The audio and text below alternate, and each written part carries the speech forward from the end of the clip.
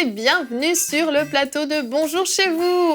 Aujourd'hui, notre thème du jour est une nouvelle habitude à prendre, élever les autres. Et oui, hier, pour ceux qui étaient avec nous, je me tourne vers vous, mesdames, nous avons parlé, messieurs, écoutez bien, de médisance, au cas où vous l'ignoriez. Nous avons donc décortiqué ce qu'était la médisance et qu'est-ce qui ne l'est pas, ou en tout cas, on peut croire que ça ne l'est pas, mais en fait, ça l'est. Et surtout, comment sortir de ces médisances.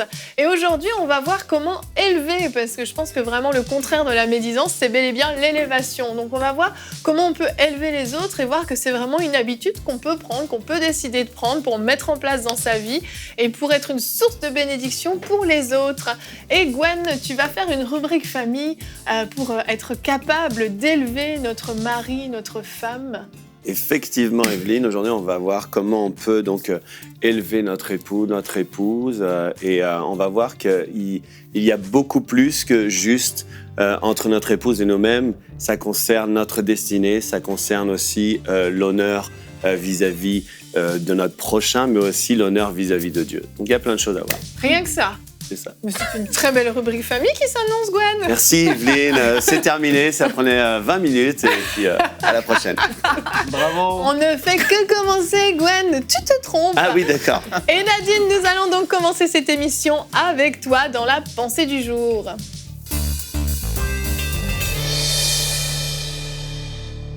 Alors, comment élever les autres, c'est le titre de ma pensée aujourd'hui, parce que je crois qu'en tant que chrétien, en tant que personne d'ailleurs, nous devons vraiment avoir cette attitude-là, d'avoir cette disposition de cœur, d'avoir ce souci d'élever les autres, d'avoir ce souci de reconnaître ce que Dieu a mis dans les autres, d'avoir ce souci de vraiment bénir les autres par nos paroles, par nos actions, que les gens, quand ils rentrent en contact avec nous, qu'ils se sentent bien, qu'ils se sentent épanouis, qu'ils se sentent encouragés, qu'ils se sentent reconnus, qu'ils se sentent fortifiés, parce qu'on a des paroles de bénédiction pour eux, parce qu'on les bénit, on les élève. Et si vous êtes honnête avec vous-même, vous vous rendrez compte que personne ne se pose la question à savoir quand est-ce que je vais élever quelqu'un, comment est-ce que je vais élever les autres. La plupart du temps, on se pose plutôt la question comment est-ce que je vais être élevé, quand est-ce qu'on va me reconnaître, quand est-ce qu'on va me remarquer, quand est-ce qu'on va m'apprécier. C'est toujours par rapport à soi. C'est ça la nature humaine, tout simplement. Et vous n'êtes pas seul si vous êtes déjà posé, ou en tout cas si votre rythme de pensée, c'est plutôt par rapport à vous-même. Vous n'êtes pas seul. Il y a la Madame Zébédée, j'aime l'appeler, la mère de Jacques et Jean. On voit dans Matthieu 20, versets 20 à 21, qui dit « Alors la mère des fils de Zébédée s'approcha de Jésus avec ses fils et se prosterna pour lui faire une demande. Il lui dit « Que veux-tu » Ordonne, lui dit-elle, que mes 2 fils que voici soient assis dans ton royaume, l'un à ta droite et l'autre à ta gauche. Waouh! Madame Zébédée, en tout cas, elle n'est pas passée par 4 chemins. Elle est venue se prosterner devant Jésus, non pour demander des choses autres que le bienfait de sa propre famille, que ses fils soient élevés. Et vraiment, Jésus lui répond. Dans plusieurs versets plus loin, au verset 26, c'est ce que je vais retenir. Jésus l'a dit, mais quiconque veut être grand parmi vous, qu'il soit votre serviteur. En fait, élever les autres, c'est vraiment aller à contre-courant, parce que la nature humaine, la façon dont on fonctionne, c'est qu'on veut s'élever soi-même, on veut élever nos propres intérêts. Mais Jésus dit que celui qui veut être grand, qu'il serve d'abord les autres. Et lui-même, Jésus a donné cet exemple de servir les autres. Et vraiment, je veux vraiment vous encourager à avoir cette attitude-là. Chercher à s'élever soi-même, c'est vraiment chercher à réfléchir, en fait, comme la mentalité du siècle présent. Mais vraiment être dans la mentalité du royaume, c'est vouloir élever les autres, c'est vouloir bénir les autres. Et il y a un bienfait. Il y a des bienfaits énormes lorsqu'on élève les gens. Il y a des bienfaits énormes lorsqu'on apprécie les gens. Il y a des bienfaits énormes lorsqu'on voit dans les gens ce que Dieu a mis dans leur vie, lorsqu'on reconnaît ce que Dieu a mis dans la vie des gens, lorsqu'on reconnaît leurs qualités et lorsqu'on vraiment on fait ce que le Seigneur a fait. Christ qui était le grand roi, la Bible dit qu'il s'est dépouillé, il s'est fait serviteur, il s'est fait homme comme nous pour pouvoir venir nous sauver. Et vraiment, c'est l'exemple par excellence que Jésus a dit. Il met le comble à son amour en lavant les pieds de ses disciples. Il met le comble à son amour en servant les autres. Et vraiment, aujourd'hui, je veux vous encourager à vous à mettre le comble à votre amour en servant, en élevant les autres. Amen. Le comble à notre amour, c'est joliment dit, Nadine. Madame Zébédée, exemple à ne pas suivre. On va tous se souvenir de Madame Zébédée. Quand je lisais ta pensée, j'étais à Madame Zébédée, c'est ça. On voit vraiment l'importance d'élever les autres. Jésus l'a dit, hein, qu'il est venu lui-même pour servir les autres. Quand on sert les autres, généralement, on va se faire discret. Et puis justement, on va élever les autres, on va être soucieux de leurs besoins, de leurs intérêts, etc. Et on va se mettre un peu en retrait. Il ne s'agit pas ici de se diminuer non plus, mais il s'agit de parfois accepter de se mettre un peu en retrait pour laisser la place aux autres et élever les autres.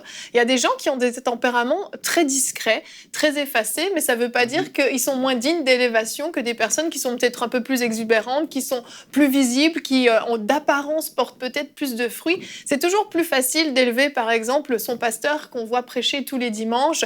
Oh, pasteur, vraiment, ce message, c'est extraordinaire, etc.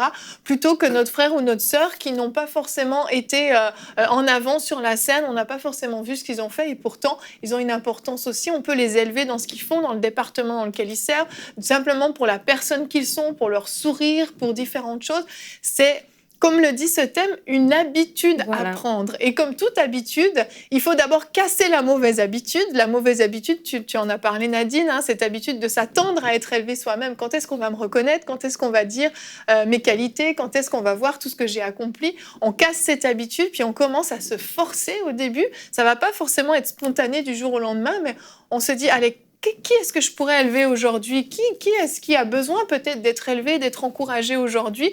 Et puis on essaye d'être sensible aussi au Saint-Esprit pour pouvoir prendre cette bonne habitude et puis casser en fait justement cette espèce d'égocentrisme en fait qui est très très humain finalement.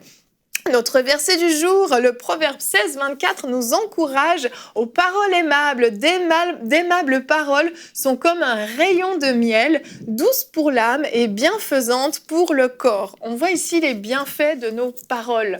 Des bonnes paroles, des paroles aimables vont faire du bien non seulement à notre âme et à l'âme de ceux qui reçoivent, mais aussi au corps. Donc il y a vraiment une force en fait insoupçonnée derrière ces bonnes paroles qui font du bien. Et Nadine, il y a un art finalement à développer, l'art d'élever les autres, c'est bon, artistique façon de parler, mais c'est quand même quelque chose qui doit se développer. Ben c'est ça, comme le thème le dit, c'est une habitude à développer et la nature humaine étant une nature égoïste, étant une nature nombriliste, c'est ça.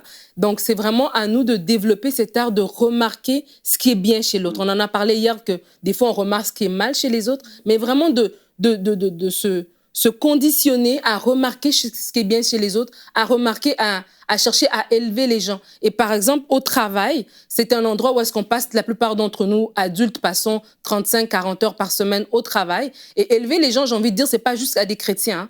C'est à élever les autres. Dieu dit d'aimer son prochain, c'est tout le monde. Et vraiment, développer l'art d'élever les autres au travail, c'est vraiment capital. D'abord pour notre témoignage à nous en tant qu'enfants de Dieu, mais ça fait du bien aux gens. Moi, j'ai beaucoup travaillé. J'ai commencé à travailler, j'avais 16 ans. Dès que j'ai fini mon secondaire, j'ai eu un travail à temps partiel le soir, pendant l'été, à temps plein, mais pendant les années scolaires, je travaillais le soir et le week-end. Donc, j'ai travaillé énormément. J'ai travaillé avec toutes sortes de personnes qui n'étaient pas des personnes qui étaient nées de nouveau, forcément, mais cette attitude de service clientèle, j'ai envie de dire, où tu arrives le matin, tu dis bonjour, tu dis comment ça va, tu t'informes sur les gens, tu remarques ce qu'ils ont fait de bien, tu le soulignes. Tu vois, des fois, au travail, il y a beaucoup de compétition, pour avancer, monter les échelons et tout. Mais quand quelqu'un, dans une réunion, a donné une bonne idée, tu dis, hey, c'était bon ta réunion, ton idée, ta remarque, elle était bien. Quelqu'un a eu une promotion, c'était bien. Et les gens, plus que tu les encenses pas, tu reconnais ce qu'ils font de bien, tu les élèves tout simplement, tu leur laisses prendre la place aussi. Quand tu fais ça, tu vois qu'ils sont détendus. Des fois, c'est peut-être la seule bonne parole qu'ils ont entendue et ils sont plus prompts à venir se confier à toi, à venir te parler, à établir un lien de confiance en fait avec toi. Donc, c'est vraiment important de sortir de ce... Et je dis, c'est vraiment à la contre-courant, hein, parce que dans la société actuelle, personne ne veut dire, je vais me mettre derrière pour que toi, tu ailles devant. Non, tout le monde va aller devant. Et la maman Zébédée, elle voulait que ses fils soient... Elle vient se prosterner. Moi, ça me fait trop rire, ce passage. Je l'imagine trop qu'il vient vraiment se prosterner Jésus. Et là, il pense qu'il va dire quelque chose de... Tu vois, mon fils, à gauche et à droite. Tu vois, donc, les 3 sièges sont déjà pris. Et c'est vraiment ça qu'on a comme attitude. Et Jésus lui répond. Et je crois que cette réponse-là, il la donne aussi à nous. De vraiment changer notre optique, notre façon de penser. Tu disais, tu parlais de ne pas encenser. En fait, je pense que les gens s'empêchent des fois de dire des choses valorisantes parce qu'ils ne veulent pas être flatteurs, en fait. Mais il y a une grosse différence. La Bible, entre guillemets, condamne la flatterie parce qu'il y a quelque chose d'intéressé dans le cœur, il y a quelque chose qu'il veut recevoir. Mais le fait de valoriser les gens, en fait, c'est juste manifester le cœur de Dieu. C'est juste être comme Dieu. Dieu valorise toujours. Dieu veut toujours élever. C'est pour ça qu'il a mis dans nos cœurs ou dans notre esprit aussi l'esprit de la prophétie, qui est un esprit qui console, qui exhorte, qui édifie, et non pas le contraire. Donc c'est valoriser, c'est s'établir, j'en parlais un petit peu tout à l'heure, mais c'est être comme un prophète sur la vie de quelqu'un. Parce que ce que tu vas déclarer, c'est ce que cette personne va recevoir, c'est ce qui va la faire grandir, c'est ce qui va l'édifier, c'est ce qui va peut-être aussi la guérir de certaines blessures où elle a été méprisée. Et Dieu nous a donné ce mandat. On est des ambassadeurs, pas seulement pour établir le règne, comme ça, et dire c'est le règne, la justice, mais c'est aussi établir le cœur de Dieu. L'ambassadeur établit le cœur de Dieu. Et tu le disais vraiment à raison, c'est pas uniquement pour les chrétiens, c'est pas uniquement pour les frères et sœurs de l'Église, c'est vraiment pour tout le monde, parce que Dieu aime les gens. Dieu aime profondément les gens. Et lui, il veut que tu communiques son message. Il veut que tu lui dises à cette personne, voilà, va lui dire de ma part que moi, j'ai remarqué, au travers de tes yeux, j'ai remarqué que ce qu'il faisait là, c'était très bien. Et j'aimerais l'encourager dans ce domaine parce que c'est, même dans sa destinée, ça va l'aider.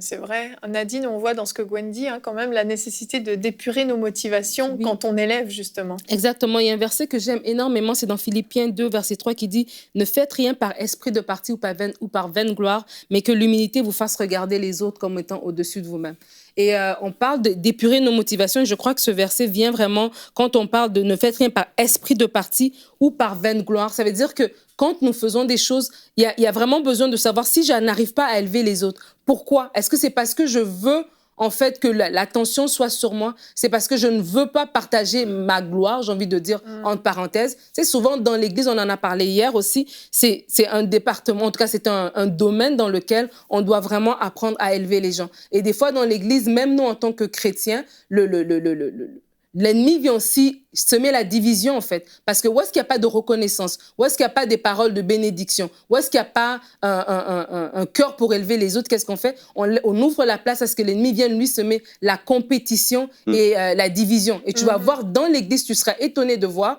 que le chantre qui a bien chanté, l'autre chantre qui lui aussi fait la modération, je ne sais pas, le dimanche d'après, il n'est pas trop content. Il n'a pas envie de dire « Ah, t'as bien chanté ». Pourquoi? Parce qu'on se met toujours en compétition, tu vois. Tel ministère réussit mieux que l'autre. Et même dans la francophonie, telle église a plus de rayonnement que l'autre, alors que nous rayonnons tous pour la gloire de Dieu. Donc, si telle église a un super rayonnement, moi, je suis contente pour cette église-là. Et je me dis que Seigneur, est-ce que je peux apprendre? Est-ce qu'il y a des choses que je peux appliquer dans mon ministère à moi? Et c'est ça la mentalité qu'on doit avoir. Donc, épurer nos motivations, ça vient vraiment faire toute la différence pour dire, si je suis du côté de Dieu, je suis du côté qui élève, je suis du côté qui bénit, je suis du côté qui déclare la vie, je suis du côté qui félicite, je suis du côté qui dit oui, vous avez vraiment bien fait, bravo, bravo, et on vous félicite et ça nous enlève rien. Et ça, c'est vraiment important de comprendre que quand tu élèves quelqu'un, ça m'enlève pas 100 € dans mon compte à chaque fois que je dis « Oh, Annabelle, t'es belle, t'as bien fait ». Ça m'enlève absolument rien du tout. Ah là, tu m'assures.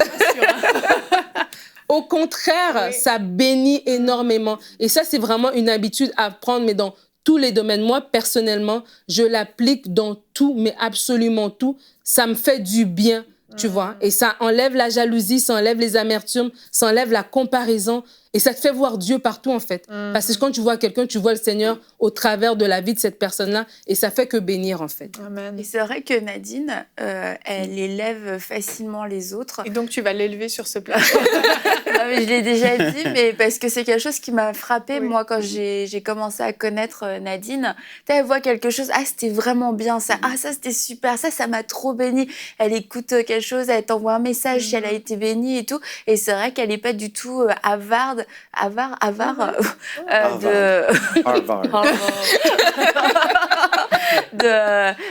paroles de célébration. Et la Bible nous dit qu'il y a plus de plaisir à donner qu'à recevoir. Et quelquefois, on pense aux cadeaux, etc., à des choses matérielles. Mais quelquefois, c'est des paroles. Et Et c'est vrai je pense qu'on s'est tous retrouvés dans des situations où c'est comme ça te coûte de dire quelque chose de bien, mais c'est parce que, il y a une racine de quelque chose qui est là pour nous empêcher de bénir l'autre personne. Et une des autres choses aussi, pourquoi quelquefois on n'élève pas les autres, c'est parce que c'est pas parfait, ils sont pas parfaits, et ce qu'ils ont fait n'est pas parfait. Alors on a l'impression qu'on va peut-être cautionner un travail imparfait, on va peut-être cautionner un service imparfait, et alors on préfère ne rien dire parce que c'est pas parfait, mais dans ces cas-là, jamais on va pouvoir encourager les gens. Et encourager, c'est sur la route, c'est en progrès, c'est en amélioration, mais je décide de voir ce que tu as bien fait et puis de t'encourager, et en fait ce sera beaucoup plus bénéfique pour l'autre personne, parce que sinon les gens se découragent eux-mêmes sur la route. Donc célébrons-nous, continue ton beau travail. Souvent, ce qui se passe, c'est que on va penser certaines choses, on va voir quelqu'un faire quelque chose, on va le penser, on va dire « Ah ouais, c'était vraiment bien et tout », mais on va pas forcément passer à la parole.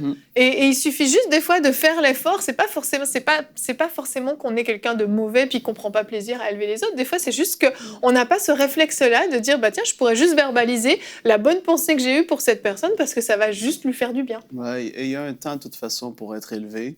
Et Dieu connaît ces temps-là. Je suis sûr que si on va dans comme je peux dire, le Hall of Fame of God, le temple de la renommée de Dieu. Merci pour la traduction. Et tu verrais des gens, mais tu dirais, mais puis Dieu, lui, dans son cœur, il les élève parce qu'il sait ce qu'ils font. Puis tôt ou tard, tu vas être élevé par Dieu. Dieu va être fidèle. Et l'élévation qui vient de Dieu, c'est la meilleure de toute manière. C'est elle que tu veux. Tu veux pas rechercher à toujours te mettre en avant et tout ça.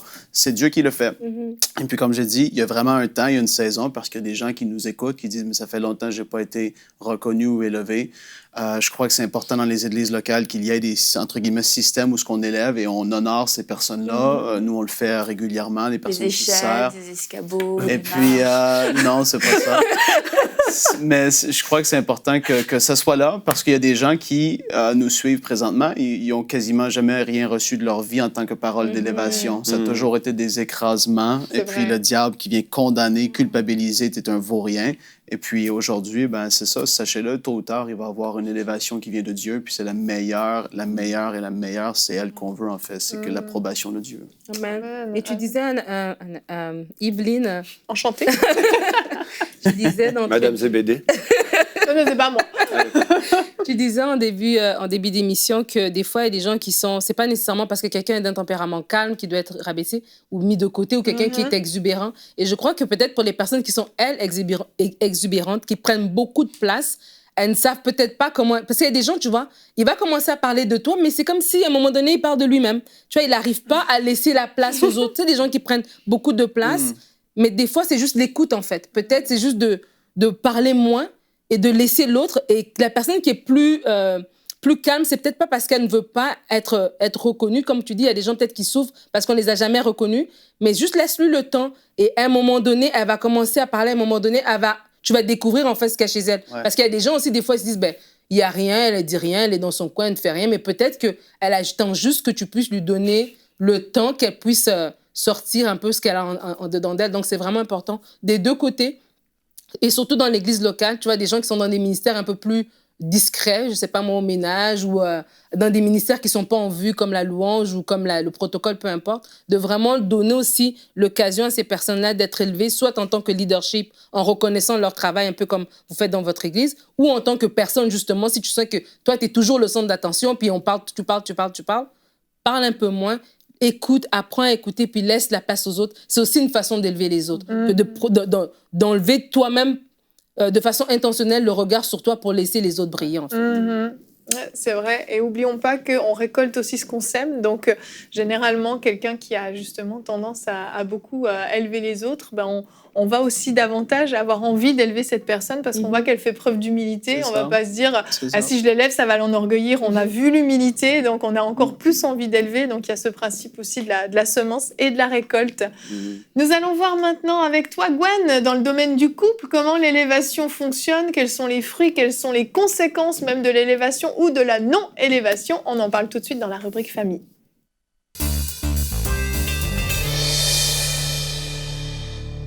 Oui, Gwen, donc tu es l'homme de la situation, mais on le disait avant cette émission, finalement, vous quatre, vous auriez pu faire à merveille cette rubrique parce que vous êtes quand même des champions dans l'élévation de vos conjoints, conjointes, époux, épouses, mari, femme. Voilà, j'ai tout dit comme ça, il n'y a pas de problème. C'est pour ça qu'on va faire cette rubrique. Ensemble.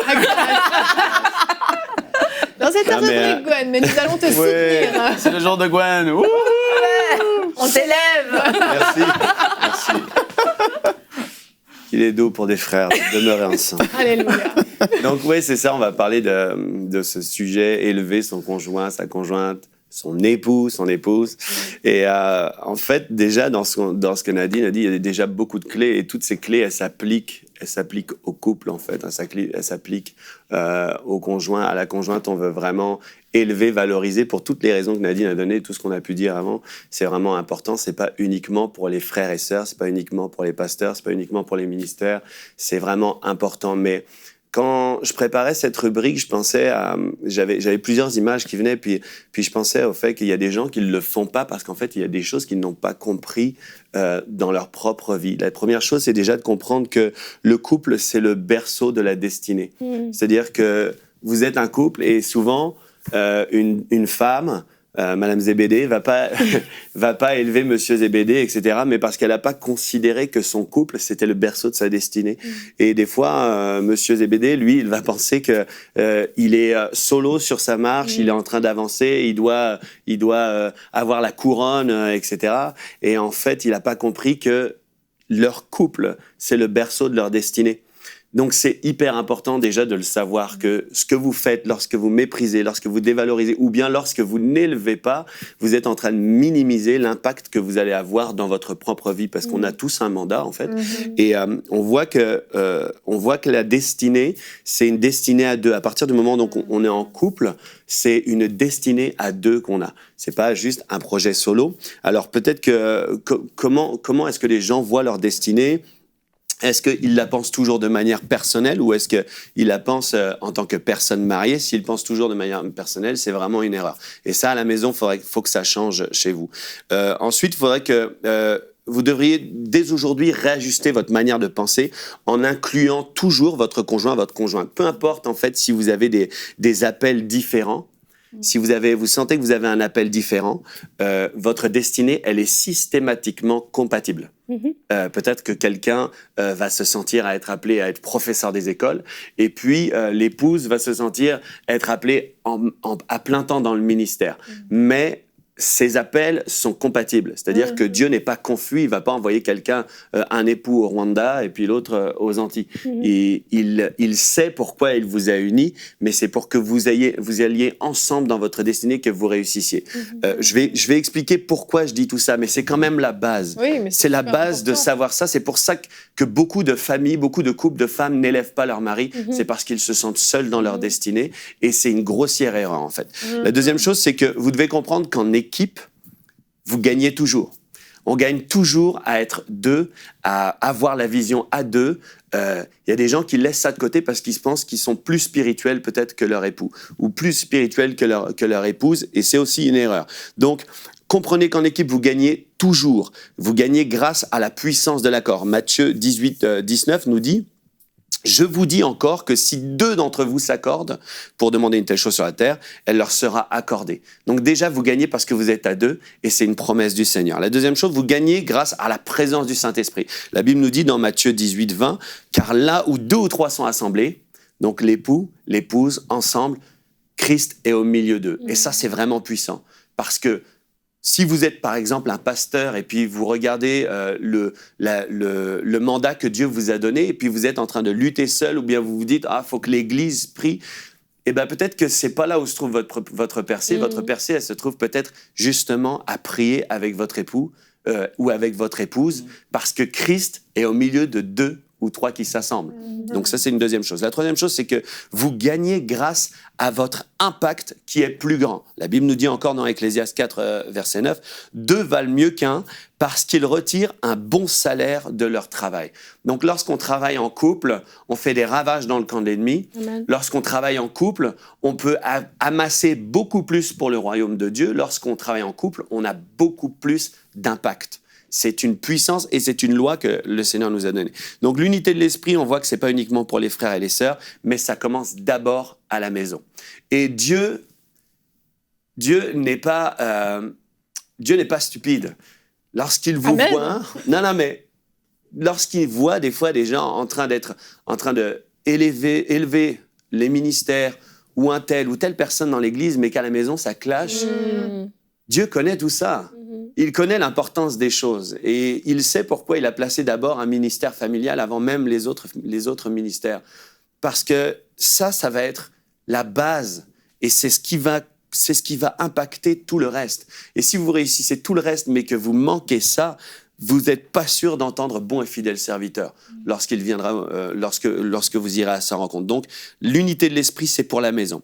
Il y a une mise en garde dans Matthieu 12, 25 et dans la version second 21, c'est vraiment, on voit clairement ce que veut dire le Seigneur. Il dit tout royaume confronté à des luttes internes est dévasté. Et aucune ville ou famille confrontée à des luttes internes ne peut subsister.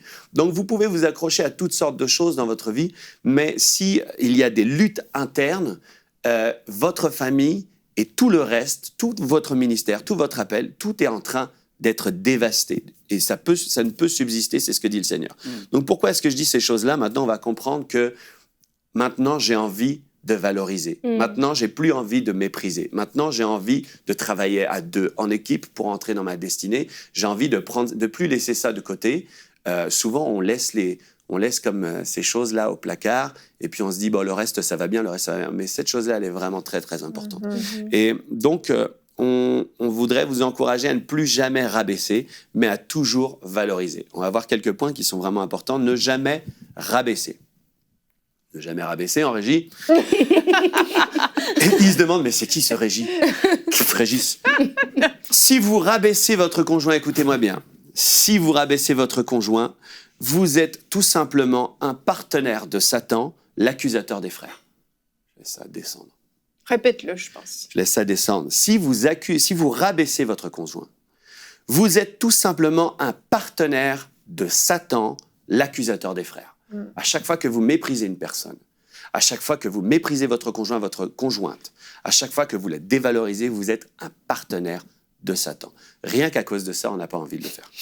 Effectivement. La deuxième chose, dévaloriser votre conjoint, c'est s'attaquer à la tête du foyer. Et la Bible nous dit que si la tête est malade, tout le corps est souffrant. Vous n'êtes pas en bonne santé si la tête est malade. La troisième chose, dévaloriser votre épouse, c'est s'attaquer à celle qui bâtit la maison. Alors effectivement, le père est le chef du foyer, mais la Bible nous montre que la femme sage, elle bâtit sa maison. C'est-à-dire que Dieu a donné un mandat au père d'être le chef du foyer, mais il a donné à la femme d'être celle qui bâtit la maison. Et on voit que cette femme, elle peut aussi donc renverser sa maison, mais c'est elle qui l'a bâtie. Donc lorsque vous dévalorisez votre épouse, vous donnez aucune chance à votre toit de résister au-dessus de votre tête. Vous êtes en train de vous attaquer à celle qui tient les linteaux, celle qui tient les poteaux, celle qui tient la structure, c'est votre épouse. Dieu lui a donné ce mandat, comprenez ça. Quatrième chose, est-ce que ça va? Je vais trop vite là. C'est excellent, Gwen. Let's go. Vas-y, Donc, vas-y. dévaloriser votre époux, le père de vos enfants, c'est déshonorer la tête du foyer et ouvrir la porte à tout esprit de rébellion, de déshonneur et dans la vie de vos enfants. Et ça aussi, vous en paierez les conséquences. Parce que lorsque... J'ai vu ça, vous avez certainement été témoin de ce genre de choses, mais j'ai déjà vu des personnes dévaloriser, une femme dévaloriser le père de la famille. Et en fait, cette personne pense juste, bon ben voilà, moi je suis moi avec mes enfants et je suis en train de dévaloriser cet homme-là, mais en fait, j'ouvre une porte à tout esprit de rébellion, de déshonneur, et c'est ce que nos enfants voient. C'est ce qu'ils reproduiront. Ils auront un problème plus tard avec les autorités, ils auront un problème avec les autorités. Donc c'est vraiment très grave en fait. Vous n'êtes pas en train de faire ça en cachette, vous êtes en train de faire ça devant Dieu, devant les hommes, et en plus devant tout esprit méchant qui se dit « Waouh, c'est une bonne terre pour venir s'installer ». Je laisse ça descendre. Le mépris, le déshonneur, le fait de dévaloriser, ça a des conséquences vraiment terribles et collatérales. C'est-à-dire aussi bien pour la personne qui reçoit une parole de mort, une parole dévalorisante, mais pour la personne qui la donne. Et on voit, j'ai remarqué que dans la Bible, on voit qu'il y a 8 femmes qui sont supposément stériles, qui ne peuvent enfanter, mais j'ai remarqué que Dieu les a toutes guéries, sauf une qui a eu un diagnostic suite au fait qu'elle est dévalorisée, David, donc c'est Michal. Et elle a dévalorisé, déshonoré un adorateur de surcroît, et ça a eu la conséquence qu'elle est restée stérile, alors que Sarah a enfanté, que Anne a enfanté, etc. Donc des femmes stériles ont toujours été guéries, mais elle est demeurée stérile, elle n'a pas eu d'enfant en fait. Parce que le déshonneur, la dévalorisation, ça fait entrer chez vous l'infertilité, aussi bien physique, et peut-être qu'aujourd'hui, il y a une dame qui nous écoute, et vous êtes mariée et vous n'avez pas d'enfant, et vous n'avez pas d'enfant parce que vous avez laissé ce mépris, ces paroles dévalorisantes entrer dans votre maison. Lorsque vous allez commencer à changer votre façon de parler par rapport à votre mari, vous allez enfanter.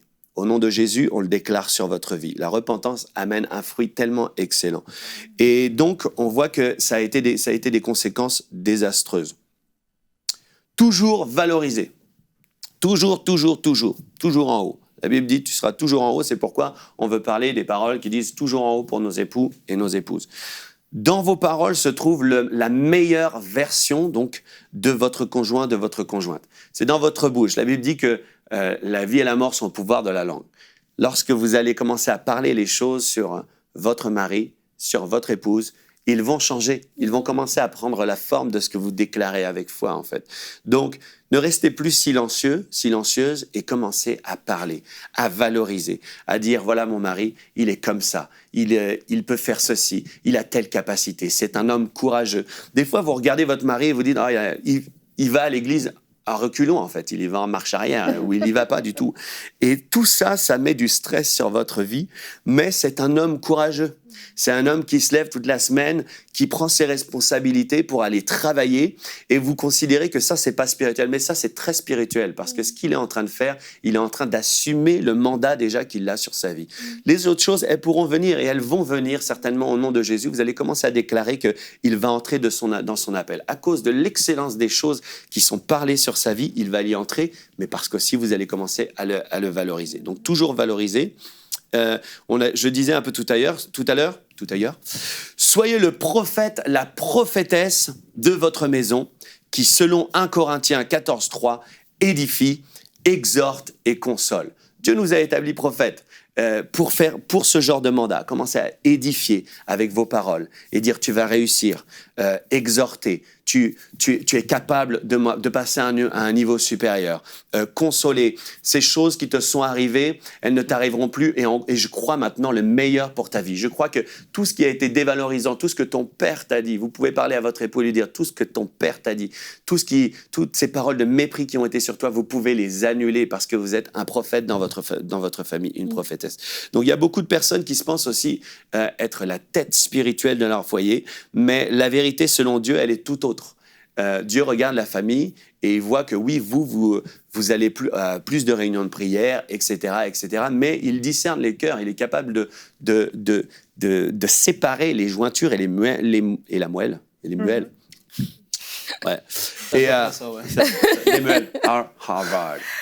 Et donc, il est capable de le faire, donc il est capable de voir aussi que dans sa disposition de cœur, dans sa disposition de chair, il va à moins de réunions, mais dans sa disposition de cœur, il est entièrement attaché à Dieu. Il est entièrement intègre, il est entièrement loyal, et il y a des choses qu'il ne ferait pas que vous feriez. Donc, selon Dieu, comme on l'a lu tout à l'heure dans Philippiens 2:3, que l'humilité vous fasse regarder les autres comme étant au-dessus de vous-même. Parce que ça se peut que ce soit vraiment le cas en plus. Amen et amen. Donc, le dernier point que je voulais élaborer, ce qui fait rire Annabelle. Tout fait rire Annabelle. Tout fait rire Annabelle. Harvard. Donc, élevé. Si vous savez pas pourquoi je dis ça, regardez le début de l'émission. Donc, élevé dans le lieu secret. dans le lieu secret, rendez grâce pour votre époux, votre épouse. Ça, c'est vraiment important. Une manière d'élever son conjoint, sa conjointe, c'est vraiment de commencer à être reconnaissant. Amen. Parce qu'il y a beaucoup de gens qui prient pour être mariés. Et une fois qu'ils sont mariés, ils ne prient plus pour remercier le Seigneur, qui a déjà un miracle qui s'est déjà produit. Et le fait d'élever dans le secret, c'est manifester la reconnaissance, c'est manifester la grâce sur nos vies, et ça ouvre encore la place et la porte à plus de bénédictions. Parce que quand on est fidèle dans les petites choses, être fidèle, c'est pas uniquement dans le fait de faire. Être fidèle, c'est être fidèle dans la reconnaissance et savoir, oh, Dieu m'a aidé à ce moment-là à arracher la brebis dans la gueule de l'ours, à fermer la patte du lion. Je sais que je dis l'inverse, mais c'est pas grave. Et en fait, lorsqu'on est fidèle, lorsqu'on est reconnaissant, ça nous amène à d'autres victoires, à d'autres bénédictions. Donc, faites-le dans le lieu secret. L'autre chose dans le lieu secret, vous pouvez vraiment appeler à l'existence les choses qui ne sont pas encore. Ça veut dire qu'il y a des choses que Dieu a parlé. On voit que dans Jérémie 29, 11, la Bible nous dit qu'il y a des projets de paix, un avenir et une espérance. Peut-être que votre mari aujourd'hui n'a pas de travail, il est au chômage, mais il y a un avenir et de l'espérance. Et la Bible nous dit aussi dans le psaume 139 au verset 16, « Et sur ton livre étaient tous inscrits les jours qui m'étaient destinés. » Donc ça vous concerne, vous qui êtes chrétien, et peut-être que vous avez un mari qui est incroyant. Mais à son sujet, il y a un livre qui est entre les mains de Dieu sur lesquels il a écrit des choses au sujet de votre mari qui est musulman, de votre épouse qui est rétrograde. Il y a des choses qui sont écrites, et vous, dans le lieu secret, vous allez commencer à élever votre conjoint, votre conjointe, vous allez commencer à dire ces choses qui sont écrites sur ce livre, ces choses qui sont excellentes concernant son appel, sa destinée, son rayonnement, ces choses concernant son amour, sa foi, sa bonté, toutes ces choses-là, je les appelle à l'existence au nom de Jésus. Je parle les projets de paix, je parle l'aboutissement de tous les plans de Dieu pour la vie de mon épouse, de mon époux. Je commence à en fait être partenaire de la promesse, parce que la promesse, en fait, elle est faite depuis la bouche de Dieu. Moi, je peux la saisir. Aucun esprit ne peut s'opposer à cette promesse, mais moi, je peux travailler avec cette promesse et la parler sur mon époux, sur mon épouse, et certainement, ça arrivera à manifestation parce que je l'aurai proclamé avec foi, avec fidélité et avec ferveur. Waouh! Amen. Amen, amen, amen, amen. Quelle rubrique, Gwen, et dire que tu avais trouvé dur de la préparer, eh ben, je sais pourquoi, parce qu'elle va porter du fruit, beaucoup de fruits. Tu as dit des choses très, très puissantes, vraiment. Merci beaucoup. C'était, enfin, je sais pas ce que vous en avez pensé, mais en tout cas, moi, j'ai été très, très édifiée. Ouais, et c'est le premier point déjà d'entrée de jeu. Je crois que beaucoup de personnes doivent arriver à ce point où est-ce qu'ils comprennent qu'ils sont une unité. Et des fois, dans le couple, ce qui arrive, c'est que l'un avance, et parce qu'il y a des frustrations, parce que tu as comme l'impression que l'autre ne fait pas d'efforts, ou bien l'autre tire de l'arrière, tu te détaches, en fait, tu t'élèves toi-même, tu fais tes affaires et tu méprises ou tout simplement tu te tais, tu ne parles plus dans la foi, comme tu dis. Mais quand tu comprends que quand bien même tu as une destinée glorieuse, c'est quand cette destinée est accrochée telle que vous avez uni, vous êtes vraiment en alliance avec l'autre, c'est là que ça s'active en fait. Et c'est là qu'à deux, vous pouvez abattre les 10 000. Et vraiment d'arriver à ce point, que ce soit des hommes ou des femmes. Si tu méprises ta femme, c'est que tu te méprises toi-même. Si tu méprises ton mari, c'est que tu te méprises toi-même. C'est impossible qu'on dise du mal de ton mari sans que ça t'affecte, parce que c'est toi. Et la Bible dit, on parle de l'homme en disant que celui qui aime sa femme s'aime soi-même. Et je crois que ça s'applique vraiment de dire, à partir d'aujourd'hui, j'élève, pas parce qu'elle est rendue parfaite aujourd'hui. Quand même j'ai vu des imperfections. Hier, on a partagé un témoignage d'un couple qui a été restauré après des choses vraiment difficiles. Donc, quand bien même mes yeux naturels voient des imperfections, nous sommes en alliance et déjà, je déclare, j'appelle à l'existence ces choses-là, parce que si moi, de ma bouche, je me mets à parler, c'est un peu comme un parent qui parle sur la vie de ses enfants. Moi-même, je bloque en fait les choses. Et donc, de la même manière avec mon mari ou ma femme, nous sommes en alliance. Et ça, ça déjà juste retourner la rubrique à son début, commencer par saisir la portée, la profondeur du premier point qui a été dit, ça fait déjà toute la différence pour beaucoup de couples, je crois. C'est très, très, très vrai. Vraiment, il y a une vraie puissance dans cette élévation dans le couple particulièrement, de manière générale. Hein. C'est sûr que élever les autres, c'est important et ça peut vraiment même guérir des blessures dans la vie de certaines personnes, etc. Mais dans le couple, à cause, comme tu le disais, de cette destinée commune, à cause de ce que Dieu nous a appelés appelés à accomplir en couple.